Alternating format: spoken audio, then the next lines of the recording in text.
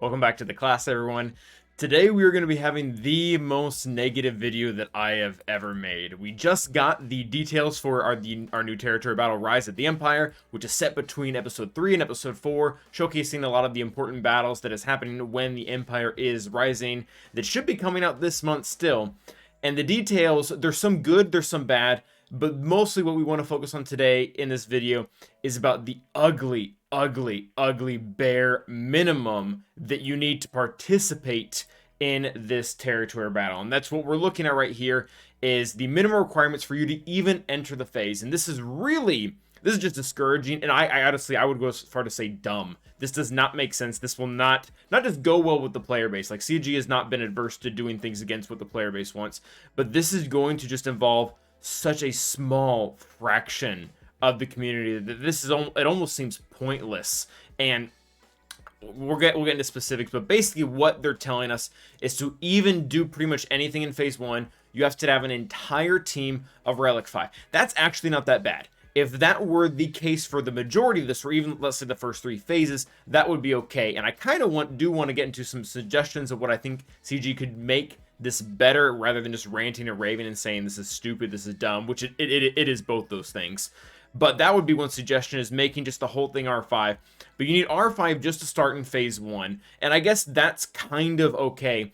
But as you get deeper into the phases, you need entire teams of Relic 6, Relic 7, Relic 8, and Relic 9. This is absolutely ridiculous. Like, this is so far away from reality. If we plug in my roster, I am a pretty end game account. I have 9 million GP. My account is 5 years old. I don't have a single team that is R6 or above. Every single one of my teams, at a bare minimum, has an R3 or an R5, if not an R3, like Rex or whoever. Like, this is just so out of the norm to have relic levels that high for all of these. And this would be one thing. My big critique here was going to be if this was meant to kind of be like the end-all be-all territory battle that we were just going to eventually work against. It's like we kind of did this with light side territories, where we had to work up to beating light side territory battles over time. But this TB really isn't meant to be like this. This TB is meant to be a way that they can plug in and out planets with different difficulties, so that over time the difficulty can increase together with our rosters, or at least the end game roster. I know there's a lot of people that even light side territory battles is difficult, but the fact that they're just releasing this out the gate, that 2 of the entire phases, 1/3 of the entire event, requires you to have not one but multiple teams across mixed dark side and light side, all at Relic 9, is absolutely ridiculous. Like, this is so far off from reality.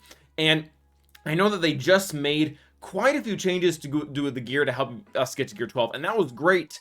But if we can't get to gear 13 and we don't have an accelerated path to R5, there's even no way to get to that high of relic levels. This is just so wildly out of touch. So pretty much one of the things that CG said when they were coming out with this was that anyone who is currently doing, I think, 30 stars in dark side territory battles, or I think 20 in light side territory battles for Geonosis, is probably going to want to do this TB.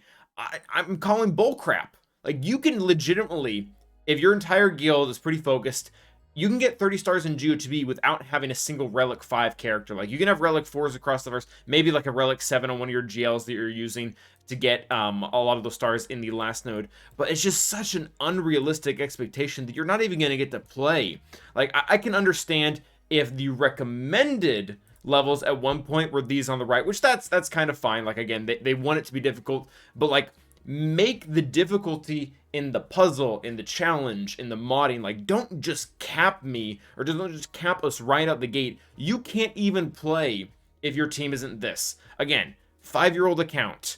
I would like to think that I have a lot more than the vast majority of players. I'm in Kyber 1, so I'm probably, as far as roster goes, probably somewhere towards the top 1%. And that's really not me trying to brag. That's just me saying, even for me, I am going to be able to play 1 day of this entire game mode.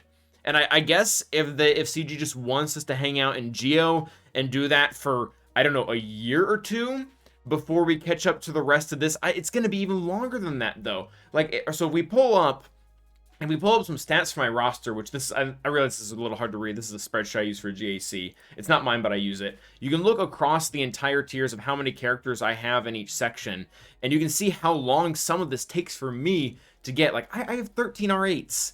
I have 13.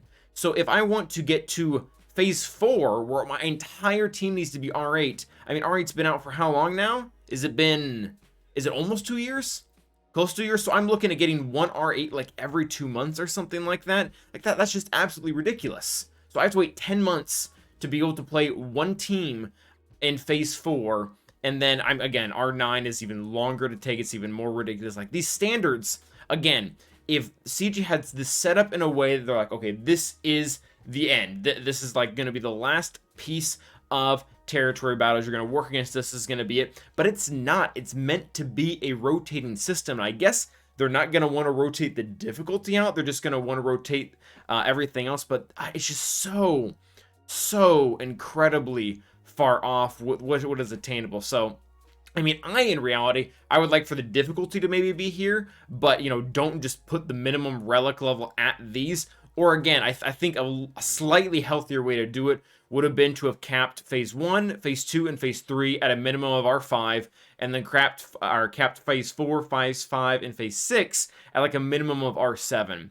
But to put these in here, like entire teams of R9s, like, I don't, unless they change something rapidly in the gear, this is just not going to be doable for years and years and years. So yeah, CG, again, keep the difficulty as high as you want. Like, make us get the teams, make us learn the puzzle, make us gear up what's relevant. But the fact that for me to use my, I don't know, my Bad Batch in the phase 2 or whatever is, they all have to be R7 or they don't even get to play, just ridiculous. Yeah, so there's a few other things that I guess we could say about the rest of the event. Some that I like, some that I don't like.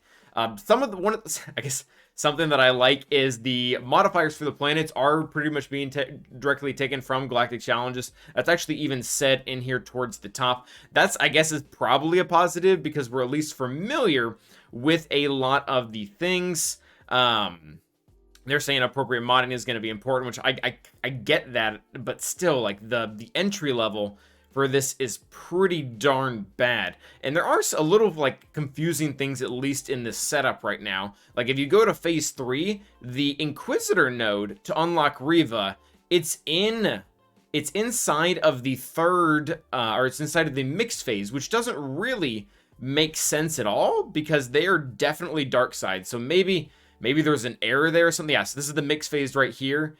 And or maybe it was phase 4, but one of them, oh yeah, no, Grand Inquisitor plus 4 Inquisitors. So you need, I guess that probably is actually spanning versus, or is it?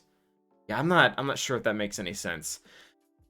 Yeah, guys, I really don't know. This is, I'm all for the modifiers. I'm kind of for the 6 days, but it just seems like a really unrealistic expectation outside of, and I'm not even talking like the light spenders, like the people who are actually going to be able to play this are those people with 11 million, or sorry, not even 11, 12 million accounts or whatever the max is. It might be 12 right now, where they have literally every character at R7 at a minimum. They're just going to have to bump it up to R9 to actually be able to play. But yeah, I feel really negative about this. This feels like a strictly Kraken only mode, not even whale territory, but Kraken territory that is just not going to be reachable for the most part. Again, a few years down the line with certain changes, I'm sure that this is going to get a lot better. But at the same time, what's the point of having a rotating TB system if you're just going to cap everyone right out the gate? So that's going to be it, guys. Again, one thing I think Siege could do is just get rid of this entirely, or cap it at R5 and then R7 down here, and make people figure it out, make people work, make people figure out that the right team comp is Shock with clones and not Gas with clones, or that you really want Padme, or that there's another character that comes out later on like Cat or JMK or Bad Batch or whatever it is that really solidifies and makes all this easy. Like, but just capping it at these insanely high relic levels that you need for your entire team is ridiculous. And we didn't even talk about the fact that your platoons need this too, or at least that's the way that it's read. Minimum requirements are for combat missions and operations, which I'm guessing operations is the word for the overall platoon, but not deployment. So that's just a mess. Like, you need to put in your, what's the name? The Ugnaught for phase 6. He has to be R9 or you don't get the bonus. So, yeah, it just seems like the way of a good way to end. I don't want to sound like super pessimistic like that, but this will be like this seems like the last game mode ever, and they don't even need to rotate it, but they said they're going to, so I'm confused. I'm a little angry. I'm just kind of puzzled to think that they think they can actually do this, and there's going to be some type of engagement, because there's really nothing to be done here. Like, I guess I'll play phase 1 and have a good time in that, and then maybe, you know, a year from now, after a lot of focus, I'll be able to play phase 2, and by then the whole system will be different. But anyways, guys, thanks for watching. Let me know what you think in the comments, and as always, try and stay awesome.